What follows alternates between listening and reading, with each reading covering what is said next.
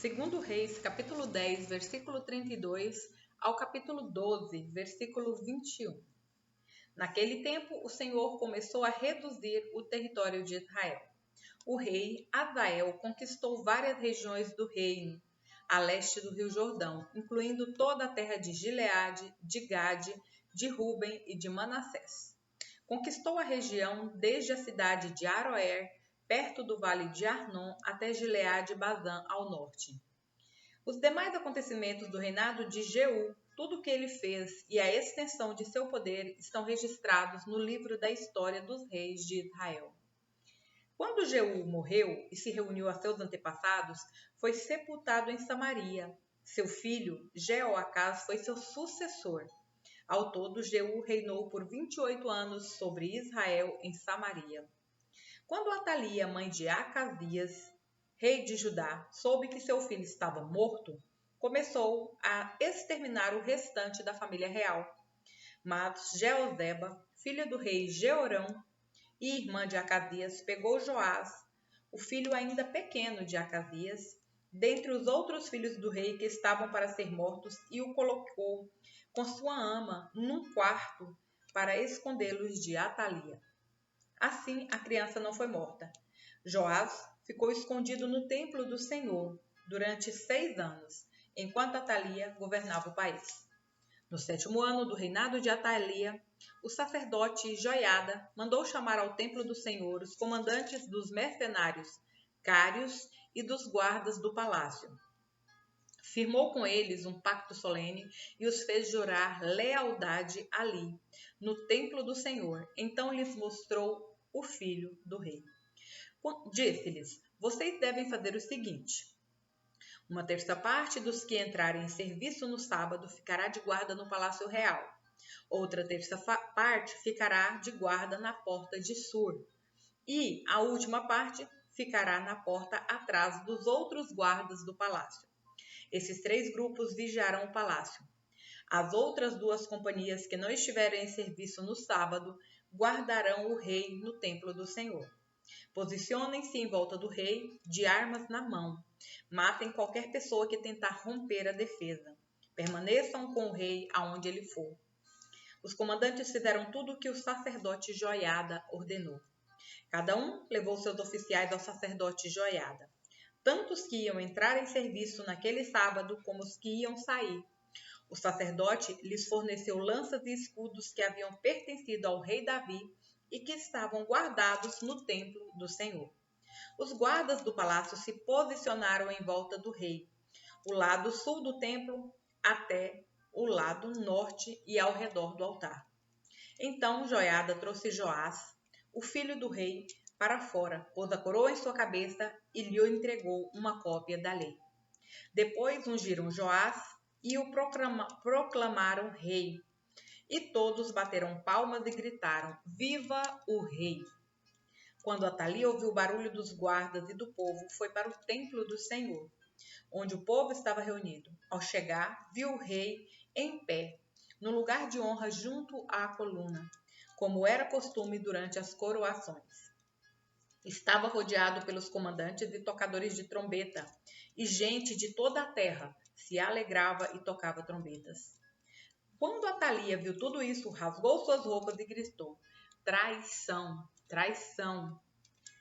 Então o sacerdote Joiada ordenou aos comandantes encarregados das tropas: levem-na aos soldados que estão na frente do templo e matem qualquer pessoa que a seguir. Pois o sacerdote tinha dito: ela não deve ser morta dentro do templo do Senhor. Eles a prenderam e a levaram à porta por onde os cavalos entraram no palácio, e ela foi morta ali. Por onde os cavalos entram no palácio, e ela foi morta ali. Joiada fez uma aliança entre o Senhor, o rei e o povo, estabelecendo que eles seriam o povo do Senhor. Também afirmou uma aliança entre o rei e o povo. Todo o povo foi ao templo de Baal e o derrubou. Demoliram os altares, despedaçaram os ídolos e executaram Matã, sacerdote de Baal, em frente aos altares. O sacerdote Joiada pôs guardas no templo do Senhor. Em seguida, os comandantes dos mercenários cários e todo o povo escoltaram o rei para fora do templo do Senhor. Passaram pela porta da guarda e entraram no palácio, onde o rei se sentou no trono real. Todo o povo do reino se alegrou e a cidade ficou em paz, pois Atalia tinha sido morta no palácio real. Joás tinha 7 anos quando começou a reinar. Joás começou a reinar em Judá no 7º ano do reinado de Jeú, rei de Israel. Reinou em Jerusalém por 40 anos. Sua mãe se chamava Zíbia e era de Berseba. Durante toda a vida, Joás fez o que era certo aos olhos do Senhor, como o sacerdote Joiada o orientava. Mesmo assim, não destruiu os santuários idólatras, e o povo continuou a oferecer sacrifícios e a queimar incenso nesses lugares. Certo dia, o rei Joás disse aos sacerdotes: juntem toda a prata trazida como oferta sagrada ao templo do Senhor, tanto o imposto do censo e os pagamentos de votos como as ofertas voluntárias. Cada sacerdote deve recolher a prata com um dos tesoureiros e usá-la para fazer os reparos necessários no templo. Contudo, no 23º ano do reinado de Joás, os sacerdotes ainda não haviam feito os reparos no templo.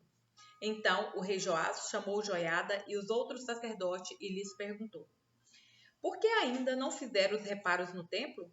Não receberam mais a prata dos tesoureiros, exceto a que for usada para reparar o templo?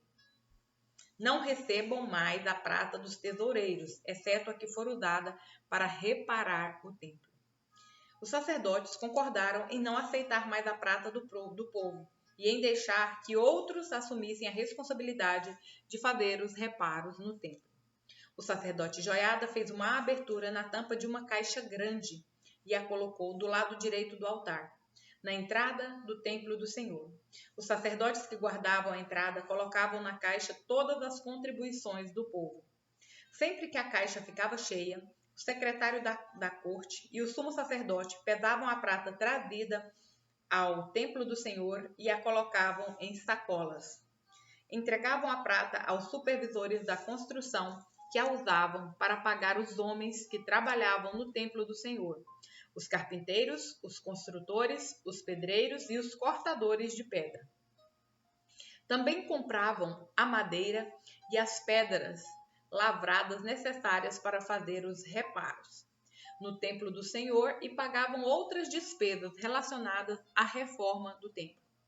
A contribuição trazida ao templo não era usada para fazer taças de prata, nem cortadores de pavio, nem bacias, nem trombetas, nem outros utensílios de ouro ou prata para o templo do Senhor. Era entregue aos trabalhadores que a usavam para fazer os reparos no templo. Não se pedia que os supervisores da construção prestassem contas desse valor, pois eram homens de confiança. Mas as contribuições das ofertas pela culpa e das ofertas pelo pecado não eram trazidas ao templo do Senhor, eram entregues ao sacerdote para seu uso pessoal. Nessa época, Hazael, rei da Síria, guerreou contra Gate e a conquistou. Então, resolveu atacar Jerusalém. O rei Joás recolheu todos os objetos sagrados que Josafá, Jeorão e Acasias, os reis anteriores de Judá, tinham consagrado e os que ele mesmo consagrara. Enviou-os a Hazael junto com todo o ouro que havia na tesouraria do templo do Senhor e no palácio real. Com isso, Hazael suspendeu o ataque a Jerusalém. Os demais acontecimentos do reinado de Joás e tudo o que ele fez estão registrados no livro da história dos reis de Judá. Os oficiais de Joás conspiraram contra ele e o assassinaram em Bet-Milo, na entrada para Sila. Os oficiais que o assassinaram foram Josacar, filho de Simeate, e Jeozabade, filho de Somer.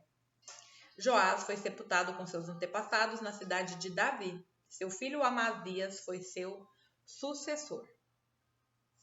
Atos, capítulo 18, versículos 1 ao 22. Algum tempo depois, Paulo deixou Atenas e foi para Corinto. Ali, encontrou um judeu chamado Áquila, natural do Ponto, que havia chegado recentemente da Itália com sua esposa. Priscila, depois que Cláudio César expulsou todos os judeus de Roma. Paulo foi morar e trabalhar com eles, pois eram fabricantes de tendas, como ele. Todos os sábados, Paulo ia à sinagoga e buscava convencer tanto judeus quanto gregos. Depois que Silas e Timóteo chegaram da Macedônia, Paulo se dedicou totalmente à pregação da palavra e testemunhava aos judeus que Jesus era o Cristo. Mas, quando eles se opuseram a Paulo e o insultaram, ele sacudiu o pó da roupa e disse: "Vocês são responsáveis por sua própria destruição. Eu sou inocente. De agora em diante, pregarei aos gentios." Então saiu dali e foi à casa de Tício Justo, um gentil temente a Deus que morava ao lado da sinagoga. Crispo, líder da sinagoga, e toda a sua família creram no Senhor. Muitos outros em Corinto também ouviram Paulo, creram e foram batizados. Certa noite, o Senhor falou a Paulo numa visão: "Não tenha medo. Continue a falar e não se cale, pois estou com você, e ninguém o atacará nem lhe fará mal, porque muita gente nessa cidade me pertence." Então Paulo permaneceu ali 1 ano e meio, ensinando a palavra de Deus. Quando Galho se tornou governador de Acaia, alguns judeus se levantaram contra Paulo e o levaram diante do governador para ser julgado. Eles o acusaram de convencer as pessoas a adorar a Deus de maneira contrária à lei judaica. Mas, assim que Paulo começou a apresentar sua defesa, Galho se voltou para os acusadores e disse: "Ouçam, judeus. Se sua queixa envolvesse algum delito ou crime grave, eu teria motivo para aceitar o caso. Mas, como se trata apenas de uma questão de palavras e nomes e da sua lei, resolvam isso vocês mesmos. Recuso-me a julgar essas coisas." E os expulsou do tribunal. A multidão agarrou Sóstenes, o novo líder da sinagoga, e o espancou ali mesmo, no tribunal. Galho, no entanto, não se importou com isso. Paulo ainda permaneceu em Corinto por algum tempo. Então se despediu dos irmãos e foi a Cencreia, onde raspou a cabeça de acordo com o costume judaico para marcar o fim de um voto. Em seguida, partiu de navio para a Síria, levando consigo Priscila e Áquila. Chegaram ao porto de Éfeso, onde Paulo os deixou. Enquanto estava ali, foi à sinagoga para debater com os judeus. Eles pediram que ficassem mais tempo, mas ele recusou. Ao despedir-se, Paulo disse: "Voltarei depois, se Deus quiser." Então zarpou de Éfeso. A parada seguinte foi no porto de Cesareia, de onde subiu a Jerusalém e visitou a igreja. Em seguida, voltou para Antioquia. Salmos, capítulo 145, versículos 1 aos 21. Eu te exaltarei, meu Deus e Rei. Louvarei teu nome para todo sempre. Todos os dias te louvarei. Sim, louvarei teu nome para sempre. Grande é o Senhor. Ele é digno de muito louvor. É impossível medir sua grandeza. Que cada geração conte a seus filhos sobre tuas obras e proclame teu poder. Meditarei em teu majestoso e glorioso esplendor e em tuas maravilhas. Todos falarão de teus feitos notáveis, e eu anunciarei tua grandeza. Todos contarão a história de tua imensa bondade e cantarão de alegria sobre tua justiça.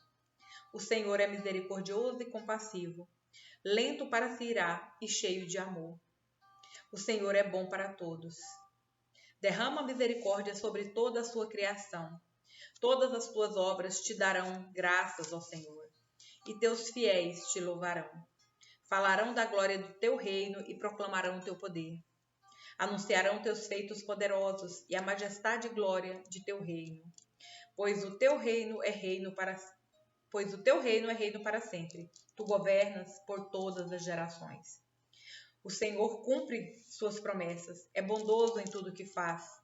O Senhor ajuda os que caíram e levanta os que estão encurvados sobre o peso de suas cargas.